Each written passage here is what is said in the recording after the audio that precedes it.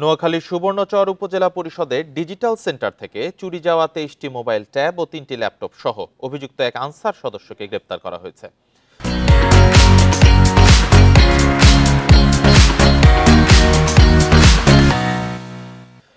চরজব্বর থানার ওসি শাহিন মিয়া জানান, 16ই আগস্ট রাতে সুবর্ণচর উপজেলা পরিষদ ডিজিটাল সেন্টার থেকে চলমান অর্থনৈতিক শুমারি তালিকাকারীদের 28টি মোবাইল ট্যাব ও 3টি ল্যাপটপ চুরি হয়।